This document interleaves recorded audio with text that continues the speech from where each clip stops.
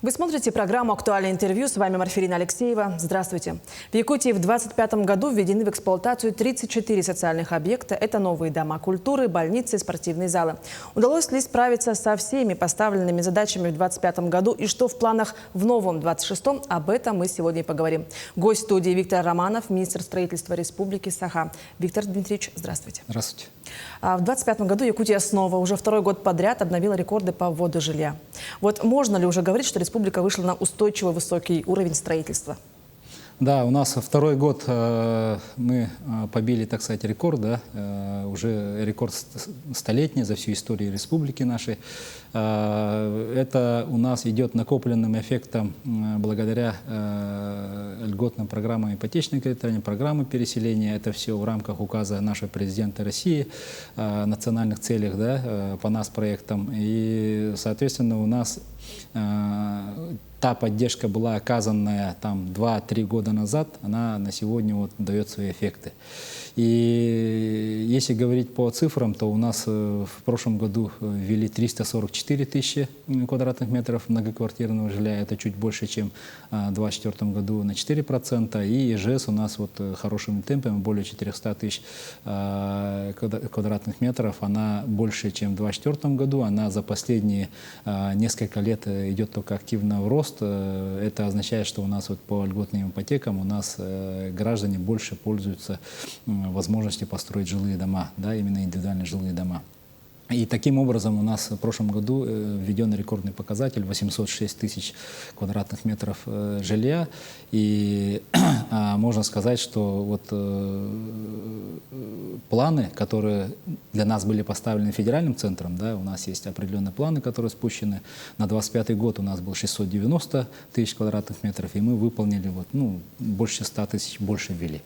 К сожалению, ну не то, что к сожалению, да, у нас вот в целом планы, которые по вводу жилья идут, они идут нарастающими темпами, и мы должны выйти к 30 году не менее на 832 тысячи. И у нас сейчас вот ключевая задача стоит сохранить такие темпы. Да? А вот в последнее время мы понимаем, что там объемы ипотечного кредитования по сравнению там двухгодичными данными у нас немножко падают.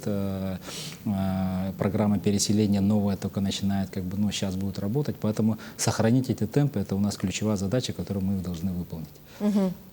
Ну и вот расселение из аварийного жилья – это вот одна из самых сложных задач. И вот в Якутии реализуется самая такая масштабная программа по России. И каких результатов удалось достичь в прошлом году? И решение вот острой помощи тоже интересно. Да, действительно, соглашусь, у нас самая масштабная программа по России. У нас вот накопленным эффектом с 2019 года по 2025 год, это сроки реализации программы, мы должны были расселить более 1 100 000 квадратных метров и порядка 60 тысяч граждан из аварийного жилья. Мы на сегодня вышли на показатель 54,5 тысячи и более 1 миллиона квадратных метров. Да. У нас имеется дефицит финансирования этой программы, ну, вследствие вот ценовых, да, скачков и так далее. И большим достижением у нас является, что в прошлом году мы смогли инициировать изменения в федеральный закон 185 и продлили до 2028 года действие вот этой программы, и мы получили возможность использовать средства нового у нас проекта на финансирование вот этого дефицита. То есть те люди, которые живут сейчас вот, и пока неопределенность была по расселению по домам, признанным до 1 января 2017 года, мы уже будем финансировать с 26 по 28 год для того, чтобы закрыть этот вопрос. Новый проект у нас как бы, ну, запускается. Уже в 2025 году мы приняли годичную программу. В этом году более 3 тысяч граждан мы тоже должны расселить. Контракты порядка 70-80% мы в прошлом году заключили, мы сейчас еще дозаключим, и до конца года мы должны вот эти вот задачи исполнить. В целом у нас по домам, признанным после 1 января 2017 года, у нас более 1,5 миллиона квадратных метров. Это тоже один из самых больших показателей по России. Конечно, потребует колоссальных финансовых ресурсов, да, ресурсов строительного комплекса, но как бы вот с учетом принятия этого закона мы сейчас вот в федеральном центре разговариваем и в ближайшее время должны начать формировать программу 26-30 годы. И в рамках предусмотренных средств будем уже начать реализацию вот этой программы. Ну и вот в прошлом году, да, вот жильцы получили ключи вот по проекту, да, нового такого арендного дома в Якутске. Хотелось бы узнать, что ждет этот проект вообще в дальнейшем, в ближайшем будущем. У нас, да, это дальневосточная аренда, это новая программа. В 2024 году у нас вот 24 квартиры всего лишь было введено, ну как первый этап, так сказать, да. И в прошлом году вот как раз вот в городе Якутске 141 квартира ЖК Билибина мы ввели, 1 декабря как раз открыли, заселили туда первых жильцов арендного жилфонда. Также в Алдане 28 квартир перед Новым годом тоже открыли, да, и, соответственно, там уже по результатам отбора заселились специалисты, в первую очередь специалисты, потому что эта программа нацелена на поддержку специалистов, которые не имеют жилья, где здесь, вот, допустим, работают, да, и по определенным востребованным специальностям они нуждаются, ну, именно муниципалитеты нуждаются вот в этом направлении. Планы текущего года у нас вот еще нескольких домов, это в городе Якутске, в Алдане жилой комплекс, это в Нерингре и в городе Мирный. Общее количество арендного жилфонда у нас в количестве квартир должно достигнуть к концу текущего года 1003 квартир. То есть вот эти населенные пункты были подобраны, ну, таким образом, что вот, ну, промышленность, да, востребована в определенных кадрах, энергетика там, Нерингре там сейчас меняется. То есть как бы вот эти все направления для того, чтобы квалифицированные специалисты прибывали не только там с других субъектов или там с России, да, но и в том числе внутренние. То есть наши вот из районов могут приехать работать и как бы не встречая проблем с жильем, могут заселяться. Льгота получается в том, что государство, федеральное и республиканское, возмещает по 1/3 от арендной стоимости от расчетной, и, соответственно, гражданин оплачивает только вот 1/3 этой стоимости. По городу Якутску, вот по ЖК Билибина, например, двухкомнатная квартира стоит 14 тысяч рублей в месяц. Это вот по сравнению с рынком, это, наверное, четверть. Да, да, большая поддержка. Да, большая поддержка. Вот в прошлом году какие ключевые социальные объекты были введены в Якутии? У нас 34 социальных объекта введено. Это гораздо меньше, чем годом раньше, конечно, но вот это показатель того, что основные проекты у нас были завершены в 2024 году, и в 2025 году вот до завершения у нас идет и начало новых проектов, и ввели там 4 школы, 2 детских сада, большими объемы введены в системе здравоохранения, да, больничные комплексы, лечебные корпуса, поликлиники, порядка 15 объектов, в том числе и вот ФАПы, да, и работа в данном направлении продолжается. По линии проектов по многим направлениям только сейчас запускаются, и вот мы их будем начинать в 2026 году. И какая поддержка была оказана вот льготным категориям граждан, да, вот, для улучшения жилищных условий? У нас отдельная категория граждан, она вот как бы уже самое такое вот серьезное направление в нашем министерстве, потому что жильем мы обеспечиваем очень много отдельных категорий, начиная от инвалидов, детей-сирот, молодых семей, ветеранов боевых действий, да, выезжающих с районов Крайнего Севера.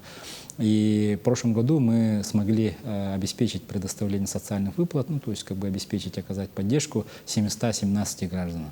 Это меньше, чем, конечно, в 2024 году почти в 2 раза, там у нас 4400 было, но это было связано с большими паводками, где вот большая доля граждан была пострадавших по паводку. В этом году, то есть в 2025 году у нас тоже как бы доля паводка есть, но она немного, да.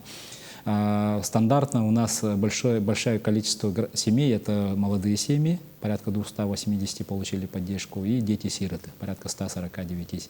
И вот отдельные вот инвалиды, ветераны боевых действий тоже получили поддержку.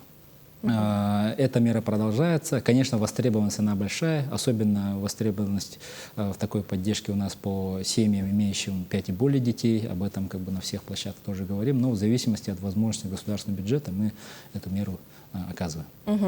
Проекты комплексного развития территории. Тоже это возможность строить целые квартиры, кварталы с инфраструктурой. Какие самые такие успешные проекты были реализованы, планы? Вот последние годы и в масштабах России, и у нас КРТ является такой перспективой обеспечения градостроительной деятельности, возможность комплексно подойти, то есть сразу же учесть и образовательные ученические места, благоустройство, инженерную инфраструктуру. Да, и вот сейчас у нас в действии находится 17 проектов КРТ с градостроительным потенциалом более 1 200 000 квадратных метров жилья. Из 17 в 2025 году были приняты 2 проекта КРТ. И, соответственно, эта работа продолжается, но мы встречаем ряд сложностей, связанных с ограничением по инженерной инфраструктуре. И вот мы, поработав федеральным центром, смогли привлечь большой объем финансирования по казначейским инфраструктурным кредитам. Одобрена заявка на ближайшие годы на сумму более 5 миллиардов рублей. Это так называемый у нас 17-й квартал, да, квартал спортивный.